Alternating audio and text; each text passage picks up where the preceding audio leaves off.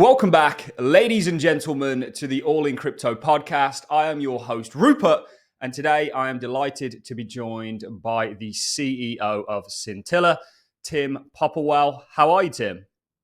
Good morning. I'm very good, thanks. How are you, Rupert? Yeah, I am brilliant, and I enjoyed our conversation about just how crazy the crypto space is at the moment off camera. But really, I think the best place for me to start is with yourself and actually how you ended up in the crypto industry. I find there's a very eclectic group of us here, and we all come from various different backgrounds. How did you end up where you are today, Tim? Yeah, I think that's right. I don't think anybody ends up here by accident. Everyone seems to have a really fascinating story of how they got here. I don't know whether mine's fascinating, but it's perhaps unusual. I'm an accountant by background, and I very early on in my career realized that accountancy would allow me to travel the world, which is what I wanted to do. And so through a bunch of different opportunities, I've lived all over the place. Most latterly, I've lived in Africa, Asia, Australasia. I've been in Dubai now for about 14 years. Worked in various industries, kind of traditional industries. Ended up in the media industry. I worked for Universal or NBC Universal for a long time, and came to Dubai with a media business that was based in Dubai, but had operations in places like Afghanistan, Iran, Pakistan, and so on. So what we'd call frontier markets. Since then, I've worked in a whole bunch of different industries. So that was around a IPO and investment, which ultimately happened from News Corp. So we worked with the Murdochs for a period of time, and ultimately started to work in industries that had big issues with compliance and things like that. So I ended up in an oil and gas business, working all down East and West Africa with some fairly gnarly problems there that they managed to get themselves into. I believe it. Yeah, that was interesting. So there's very little in terms of the compliance world that I haven't seen. There's very well, there probably is. I just don't know about it. But there's I've seen a lot, and certainly what made me come towards this industry was like the kind of obvious impact of real world assets and tokenization and the blockchain, and the fact that ultimately a lot of the problems that we face in industrial industries can to some degree or other be solved by technology, and blockchain seems to be one of the ones that was at the forefront. So that's where I came in here, worked with people at DLA Piper, the global law firm, for a while, and ultimately I became the CEO of a company called Scintilla, and we then took some assets from DLA Piper. They're still on our cap table, but ultimately it's we moved out of DLA Piper and became our own entity, and it. Part of the reason for that was that we'd managed to get ourselves some licenses in VARA to trade broker dealing and particularly exchange. And DLA Piper as a law firm didn't really, they're a law firm. They're not a crypto and real world asset exchange. So they kind of moved aside. And so I now found myself the happy CEO of a real world asset business that's licensed in one of the most exciting places on earth. So that's my story, I guess. Wow. Yeah, there's such an eclectic group of people here. I always like to start with that because it always fascinates me how we've all kind of ended up in one way or another in a similar place. And it's I'm sure we'll come back to your experience in regards to regulatory compliance and all of this stuff, because certainly when we're looking to tokenize the world, there's going to have to be some sort of compliance and some sort of working with structure that's already out there, which I'm sure you're familiar with and actually in the perfect position to facilitate with Scintilla. But let's start with a bit of a 1,000-foot overview of what Scintilla is. Some people may be hearing about Scintilla for the first time today. Let's break down what it is you guys are trying to do. What is Scintilla? Ultimately, we are an end-to-end tokenization solution for real-world assets. Now, that's a bit of a mouthful, and that can mean different things to different people. So really, at its essence, we provide an exchange for virtual assets. So whether that may be crypto or real-world assets, we provide an exchange for those assets to be traded on the secondary market. That's one. Secondly, with our broker-dealer alliances, we also, and our tokenization engine, we can mint the contracts and the tokens, and we can primary trade them and place them. So that's effectively what we're doing. Ultimately, though, most of our time is taken up with our exchange, which is extremely exciting, and that's where a lot of the fun is in this industry at the moment, is the secondary trading. It's also where some of the biggest problems are, but to all intents and purposes, that's what we're doing at the moment. Wow, yeah, and quite a big task. And what I want to do is also maybe give a 1,000-foot overview. Some people out there might not really get the big deal with tokenization. And it's going to be quite a loaded question in me asking you to try to explain to people why tokenization is such a big deal. What's tokenization all about? And of course, how do you see kind of Scintilla playing a role in all of that? Yeah. I'd like to keep it as simple as possible. So there's a million ways I could answer that question, but the simplest one is this. Tokenization allows for cheaper processes. It allows for instantaneous actions and settlement, and it is completely transparent. And the word we use a lot is immutable. They're the three. Really, we could talk about each of those for the next day and a half, but in effect, that's what it's about. Yeah, and what kind of things do you see having the most impact as far as being tokenized? So we can talk about what you guys are doing in just a second, but when we talk about tokenization, we just spoke about what it's kind of all about there, and I thought that was a great description. The reason things are going to be tokenized isn't just because it's kind of crypto-y and cool; it's because it actually solves issues. What kind of things do you see being impactful as far as tokenization? Because are we moving towards this world where everything is tokenized, everything is now on chain? What's your sort of vision there? What kind of impact, where do you see the impact with tokenization foremost? Yeah, so it's a matter of perspective and time. So if you look over a 10-year horizon, for example, might everything be tokenized? Everything is, in inverted commas, maybe. But realistically, what's going to happen with tokenization, and this is one of the problems I see in the industry a lot, is there's some very, very smart tech looking for a problem to solve. What I think will happen over time is that tokenization will solve real problems and the tech will follow. It won't lead. So that's in the long term. In the short term, it's difficult to look really much beyond crypto and particularly stable coins and CBDCs. That to me seems like the killer use case in terms of adoption of real-world asset tokenization.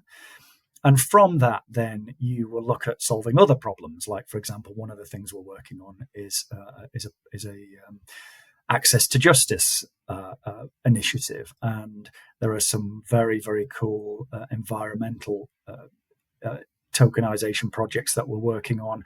There's obviously the real estate tokenization, which addresses affordability of housing, for example. So it'll be where there's a real problem, but initially the problem that we're looking at most is the transference of funds in real time, because at the moment, as you know, anything going through SWIFT has a significant delay, and the ability to transact regardless of where you are in the world and what time it is and so on, which again, instantaneous settlement and safe and secure transaction of funds cross-border. That they seem to be the issues that everyone's trying to solve at the moment, and that's where we, at the moment, in the short term, are spending most of our time.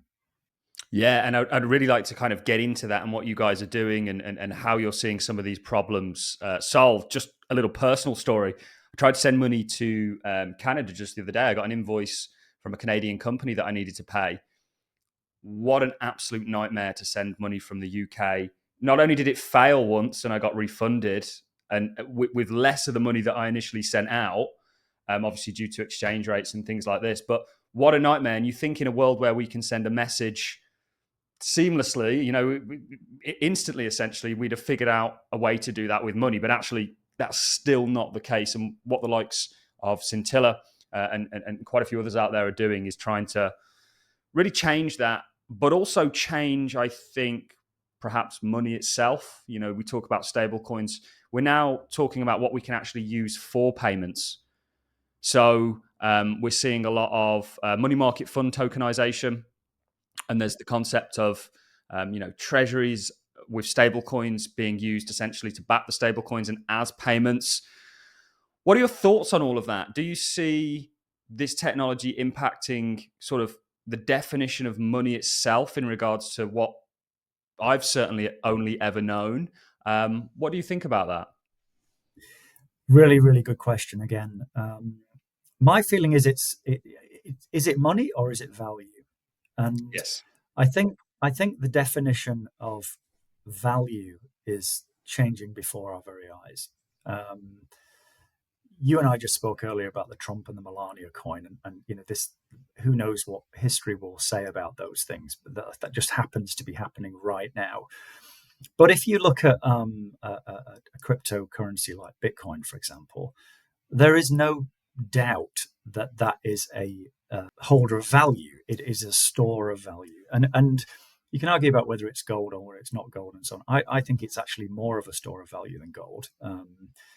And regardless of what happens with the dollar, regardless of what happens with other currencies and so on, there are only ever going to be a specific number of that cryptocurrency, and therefore it will, to some degree or other, retain its value against a basket of what we currently call traditional currencies. Now, to me, that's completely inevitable. That's going to change.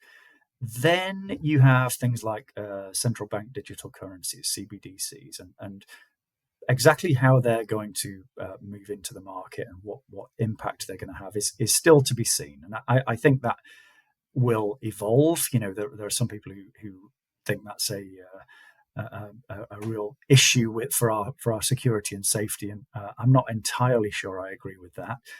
On the other hand, it's an extremely stable way and secure way of moving large funds from one place to another. That's definitely true. However, I don't know whether central banks are really the arbiters of what value is, because ultimately they can always print more money or mint more tokens or whatever, and I worry about the inflationary effects of that over time. So for me, is how we pay for things going to change? Yes. Is the value of traditional currencies going to change? Yes. Is value in and of itself going to change? Yes, I think it is, and I do see that technology and tokenization and the blockchain in particular they just play the central role in that. It's purely a matter of when rather than if. And I wouldn't want to, because there's some major challenges still ahead of us. So I wouldn't want to say, when that would happen, but it definitely will. Yeah, it's fascinating. I remember listening to Peter Thiel, or certainly a clip of Peter Thiel back in the 1990s, and he spoke about actually how the future of kind of payments and value, this internet of value is being created. And of course, you're playing a role in that with Scintilla. He spoke about how you could almost pay with anything.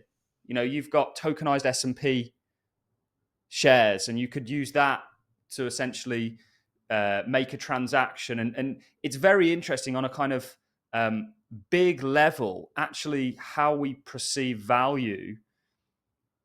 I suppose in one sense, we've always seen value there, but we're actually now unlocking that in a really broad scope. And I think it's very interesting to hear from yourself, Tim, that actually you're very much looking at that also and going, actually, there's a real sort of fundamental change going on here. And what is the role of a central bank in the future?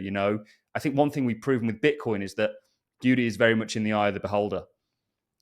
We can decide what's valuable and kind of what we want to use in a sense. I don't know if you have any. Look at what the leader of the free world has done over the weekend, and who knows how that will play out over time. But he's effectively decided he's a personal central bank. Yeah. One may or may not agree with that statement, but that's certainly what it looks like where I'm sitting on this Monday morning. Now, as I say, this podcast in 6 months' time might look back and say, "Oh, that's ridiculous." But as it stands this Monday morning, it's difficult to argue against that. Yeah, it's very exciting. I mean, this interview couldn't be more timely with everything that's just kicked off over the weekend. We're kind of all, kind of wondering what's going to unfold there. But we really are. We yeah, really are. I think he's being inaugurated today, isn't he? I mean, this is literally live over the weekend. So we're all kind of scrambling around to see. Well, has he just become his own central bank? Let's see. And this is it, who says, and I took this approach with crypto. I remember in 2021, I was kind of very against Dogecoin, or 2020, and I was kind of saying, yeah, this isn't for me. There's lots of cryptos out there that are fundamentally, literally, I believe, going to change the world. This isn't one of them. And then Elon Musk got on the bandwagon, and it was the best performing asset. So that was really a lesson for me to go, actually, beauty's in the eye of the beholders. It's not necessarily what I think, but what other people think. And if people think there's value in something, there's value in something. Let's get back to the big thing is. No, sorry. Can I just make a final point on that? I think the big thing is, and it brings it back to Scintilla nicely, is around compliance. Yes. And this is where ultimately it's fun to throw some money at something like a Trump coin or a Melania coin and see it double in value overnight. That's fun. But ultimately, the value of that hasn't changed. So ultimately, the fundamentals will bring it back to what the true value and the true worth of that meme coin is. In a compliant world, somebody said to me a few days ago, they said, it's just like playing in a casino. And I said, no, it's nothing like playing in a casino. Casinos are heavily regulated. If you go into a casino, you are in a very regulated space. There are certain rules that casino must at all times and does follow. The analogy I use is like, just assume you're in the casino and you're playing, say, blackjack, and you win the first few hands. So you've got a great big stack of chips in front of you. It's equivalent to the casino being able to say, okay, we're just taking your chips now, and just literally leaning across and scraping all the chips and saying, thank you very much, good night. That's what this is. And so as long as you're happy playing and you know that is the frankly likely end game of this, then good luck. But ultimately what we at Scintilla realize is that's fun for a bit. But once it's happened to you once or twice, it's deeply annoying. And actually what you're looking for are investments that maybe don't overnight double, but they are secure and safe, and there's no one leaning across the table to take your chips. Yeah, do you know, that brings me on brilliantly to where I wanted to go. How are Scintilla facilitating that? We've just spoken about moving away from this kind of unlawful casino environment to more of a regulated one. Obviously, your experience with your career, some of what you perhaps would have done at DLA Piper will be sort of shining through here. But how is Scintilla trying to facilitate all that? How are you trying to create this kind of atmosphere where there's rules and regulations that really ultimately are going to benefit investors? Yeah, I mean, that's what we are. I mean, that's exactly what we are. I mean, we started within DLA Piper precisely because as a global law firm, they were also advising VARA, the Virtual Asset Regulatory Authority in Dubai. And so we worked right from the start with the highest levels of compliance in mind. We're also regulated now by VARA for our activities, which mean we have to abide by all of their rules all of the time. And we're very much happy to do so. And our clients are increasingly coming to us because they want to do that too, because ultimately they don't want the sort of publicity that comes from being involved in unregulated or whatever you want to call it, scams that are permeating the market. So we've done that right from the very start, and we always will. We specifically distance ourselves from anything that looks remotely suspect, and use our licensing and our systems to ensure that we always do that. So and clients want that ultimately, particularly large institutional type clients. They just have to have safety and security and compliance at heart. So that's where we're leading the way, really. As an industry, I think because of where we came from, people are very against regulations, but what they don't quite understand, or protocol or things like this, is actually they are, without them, there's not really much. Because if you've got a big company that comes to you and says, we want to do this with you, and something goes wrong due to the lack of those regulations, or protocol hasn't been followed, or whatever it may be, that it might be over for that company. And when you're talking about multi-million-dollar companies, potentially billion-dollar companies looking to leverage this technology, there needs to be some sort of compliance. There needs to be some sort of governance over it, so that catastrophe doesn't just strike everywhere and we ultimately destabilize what we're trying to essentially innovate.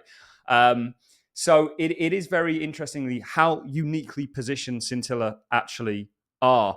And let's talk about some of the cases. What are you guys working on right now? Can you give us some examples, maybe concepts, maybe actual implementations? How are you guys? What are you working on right now? Let's maybe look at some use cases for all of this. Yeah, I mean, we're a mission-driven business. However, we're also a revenue-driven business. So we've got to link those two together. Some of the greatest missions that we're working on are use cases that will probably take years to come to fruition. So in the short term, we're certainly looking most importantly at our exchange license and utilizing our exchange to drive business there.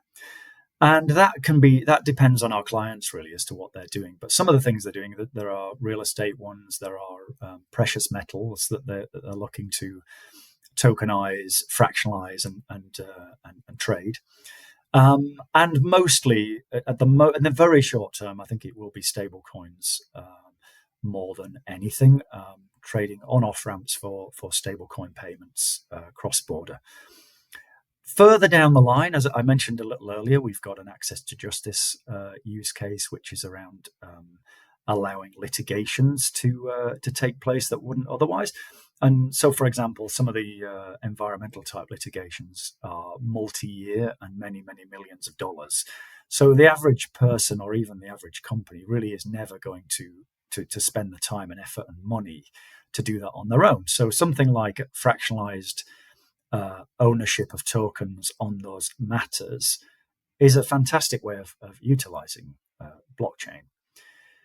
I think you mentioned it about moving currency cross border. In the short term, again, that's obviously a use case that's got real legs in it. We've all done it. We've all moved currency cross border, and it's taken days, and we're crossing our fingers hoping it's not lost in the ether somewhere. Sometimes it is, sometimes it isn't. But the one thing that it definitely is expensive.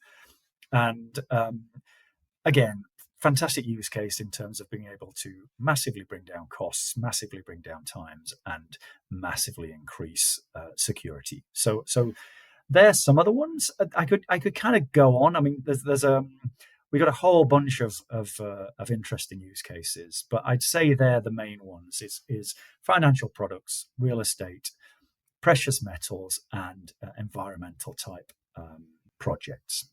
Yeah, and there's a lot in that. These are Goliath industries that you're ultimately innovating, and I think it really is. I mean, this is the thing. I mean, you've got some of these are going to take years to come good.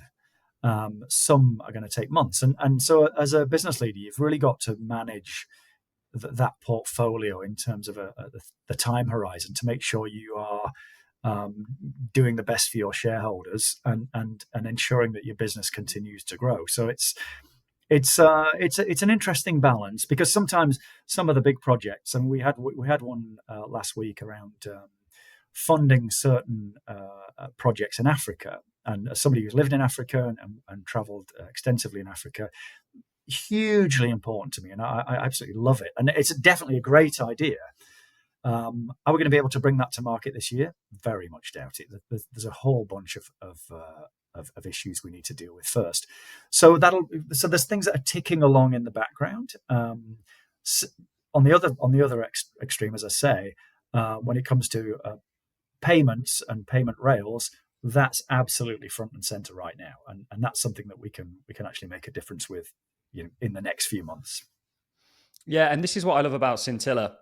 When people talk about tokenization, when they talk about digitization, they don't quite realize there's a process in doing that. You mentioned a potential in a part of Africa that you're looking to do, and the fact that actually, is that going to ship this year, or is that going to ship, come to market?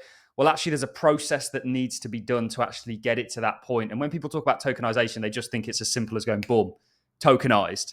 Whereas a company like Scintilla, through obviously leveraging distributed ledger technology and various other things, are actually taking care of that process and actually doing the work to get us to where we need to be in regards to tokenizing all these interesting and exciting things, and of course these Goliath industries. So I think that's really to your credit. I like that, because a lot of people out there that just facilitate, okay, you can come and tokenize.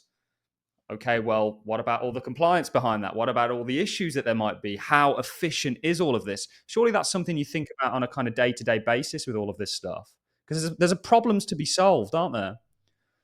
Yeah, I mean, we're very much a problem solving business. I mean, but if someone comes to us and says, we just want you to mint a token, okay, Yeah. we can probably do that by lunchtime.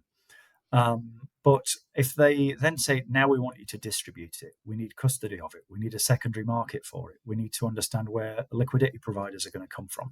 All right, well, now you've just thrown out an enormous number of additional issues, which and what we're finding is very rarely does anyone come to us and say, can you just tokenize this for me, please? It's always the journey that they're looking for.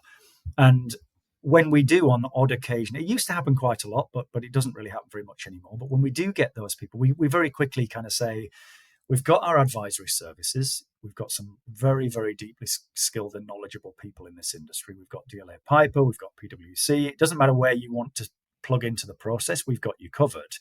However, it's costly. It's going to cost you money. I mean, how much do you want this to happen? What is the market that you're trying to address? What is the problem that you're trying to address? And in latter times, recently, we're starting to get people with real problems to solve who've thought this through. And so that's what's really exciting about it. But just because someone's thought it through and maybe has a white paper or has something really interesting to look at, it doesn't mean it's okay. Well, we just click a few buttons and then we're going then. So it is a process and it is a journey. Everyone's a little bit different, which is why I'm in the industry and it's so exciting. And it's a matter of, I refer to it rather crassly as cabs off the rank, and it really is that idea of, one of the cabs has got to leave now so you can fill up other cabs at the back, and so if they all leave at the same time, that's a problem. If none of them ever leave, that's a problem. So it's a matter of managing the business that way. Yeah, I think again it goes back to what I said about actually you're very uniquely positioned to help people do this and really sort of embrace the technological innovation that's here, and talking about the technological innovation that's here. How do you guys do this? We're talking about tokenization, we're talking about solving some of these issues. What distributed ledgers? Obviously, we've just spoken about your kind of partnerships, I guess, with PwC and DLA Piper to help sort of get the advice and leverage to get this whole process done. But let's talk maybe about the cryptos involved with this, or the distributed ledgers that are actually involved with you tokenizing these assets or these deals or whatever it may be. What DLTs do you leverage? How do you do this? Yeah, I could easily name drop a whole bunch of them, but I'll probably pick out just one to start with, which is Hedera.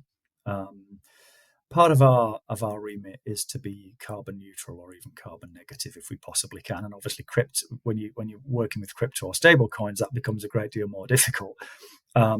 So utilizing a DLT like Hedera helps us to sleep at night and to actually work with people who have this in their DNA. But we're also talking to others. And it kind of, and I was going to answer this question with it depends, which of course it does. So depending on what you're looking to do, the likes of Solana, could come into it quite easily, and sometimes do. There are some other more recent ones like Mantra who are working on some really interesting things as well. So it's it somewhat depends, and it depends where we look to play. It depends what expertise they have available, and so on. So again, it's this idea you've just got to be nimble in this industry. You cannot just hitch your horses to one particular wagon and say that's us done. You have to be nimble. You have to determine who's best placed to help you on which particular project. So I know it's a little bit of a cop-out answer, but it kind of depends. Yeah, no, I don't think that's a cop-out answer at all. I think that is the answer. Ultimately, there's not going to be one ring to rule them all. I don't think when it comes to this industry, there's lots of different distributed ledgers that all have, some of them unique properties. And actually, sometimes what I've found, certainly with tokenization platforms, is often you'll get a customer coming to you saying, I want to use this blockchain, or I want, this is where I want to put my tokenized money market fund, or whatever it may be. So I do think that's the right approach, having a sort of a multi-pronged approach. I obviously have my favorite cryptos like Hedera. I'm a big fan of Algorand and some of these others. I noticed Algorand was on your website as well. Yeah, it is. Yeah, Algorand's another one. Yeah. But certainly for what you guys are doing, it makes absolute sense to have this variety. You're offering this sort of service. It makes sense to offer a variety of kind of options with it to best suit, which is kind of what you guys are all about. Whatever use case it is you're looking to facilitate. Yeah, I mean that's exactly right. And I sometimes use this analogy. The playing field that we're in is so big, you can't really see the edges of it for the curvature of the earth. And so, given that, if you're looking to score at one end of the field, you're not going to do it on your own. You're going to need as many people helping you as possible. And it depends where you are on the pitch. It depends what you're doing at which time as to who you need. And so it's not a matter of playing anybody against one another. It's a matter of we're all in this together. We can all win. We can all score, but we're going to need each other. And I think that's another element of what Scintilla are doing is we're trying to build these relationships and partnerships such that we've got a big team, and sometimes we'll be the one kicking the ball in the goal, and sometimes it'll be somebody else. But as long as we're scoring, it's all good. Yeah, no, I absolutely love that. You've mentioned throughout this a couple of times the likes of DLA, Piper, and of course PwC. Now, I'm sure there's a lot of people watching this that have stumbled across Scintilla for the first time. Some may even be discovering, tokenization and distributed ledger for the first time. Now, names like PwC and DLA Piper, these are industry giants, really, at what they do. Global companies across, the globe, with offices all over the shop. What's your relationship like with the likes of PwC and DLA Piper? They're partners of yours. How do those partnerships work? And I guess to follow on from that, are these companies interested, and I know you can't speak on behalf of them, interested in the distributed ledger space? Are they, they're partnered with Scintilla. Surely they're kind of interested in this movement more broadly. Well, I can speak on that. The quick answer is yes, of course they are. DLA Piper, for example, not only are on our cap table, so they're still a shareholder in Scintilla, and I'm here in London at the moment because I've just attended a board meeting in DLA's offices with our DLA partner, who we love to bits. They were also one of the founding members of the Hedera Council, and still are on the governing committee. So, and playing a very full part on that, by the way. So DLA Piper very much in it. PwC, on the other hand, amazing global consultants, have got so much expertise in this and many other areas that it makes perfect sense for them to be front and center on this as well. So for me, yes, the obvious answer is, of course, they are interested in this. They also see this as the future, as do many of their clients who they work with. And so they see us as a valuable partner in a compliant space that can help them and their clients drive progress in this area. So yeah, I think that's how we work with them. DLA Piper in particular, because they're on our board, I speak with someone from DLA Piper, I would say pretty much every day.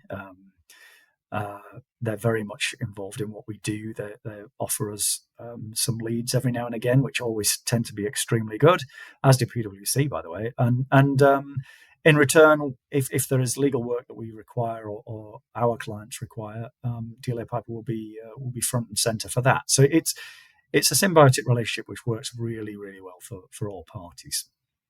Yeah, because I think it always impresses people when they see such big names actually involved with the industry, because we're kind of shedding our skin from what we were to now what we are, which is actually to be taken seriously and truly impacting the world, like what Scintilla are doing. And I'm sure we're going to see lots more things sort of coming out of the woodworks as it relates to Scintilla with partnerships, deals, things actually going on, etc. So, Tim, why now? We're in this kind of unique positioning, I guess, or a more advanced positioning with the acceptance of all of this stuff. How do you feel like, or do you feel like now is the perfect time to be doing exactly what it is you're trying to do? It's such a perfect time. It's almost feels like it's too good to be true at certain points in time. We're positioned in Dubai, which is quite an extraordinary place at any point in time, but at the moment really does feel like it is the epicenter of everything fun and good. We are licensed by VARA in Dubai, and we're one of the very, very few people who are, which means we are able to trade, we're able to conduct business, and we're able to help others who've got great projects and problems to solve in bringing their clients and their business to market very quickly. So that's puts us geographically in the right place, business-wise in the right place, and then the real-world asset tokenization zeitgeist is not going anywhere soon because these problems need solving. Add to that a little bit on the AI front as well, which is a different conversation, but certainly as you start to marry those two together, and then you look at some of the real major problems that we have in the world that need solving, and that technology plays a part in that, and distributed ledger technology is kind of it's so obvious at times. It's almost breathtaking. Then clearly it's the exact perfect time. We're in the perfect time. It's the perfect place. It's the perfect opportunity. Yeah, I believe so. I kind of try to think about what the future looks like, and you can often get lost in it because there's that many different aspects to it. You just brought up AI there. There's this kind of synergy between AI and distributed ledger technology, both very impactful. You talk about tokenization. You talk, there's this kind of, it's almost never been more of an exciting time to be alive, certainly from an innovative point of view, and of course you're grabbing your slice of that with what Scintilla are doing. You're kind of helping towards enabling all that. And let's talk about maybe 2030. So it's 2025 right now. In 5 years' time, what would you envision? Where would you envision Scintilla? What do you think that world looks like, and what kind of a role do you think you're playing in it in regards to what you're trying to achieve? That's a great question. In an industry that's just gone crazy over the weekend, trying to figure out what happens in 5 years' time seems almost ludicrous. That said, as a business owner, you've kind of got to. So you have to almost step back further than it's possible to step back. Almost to my analogy of curvature of the Earth, you've effectively got to go into outer space to stare down at what's in front of you.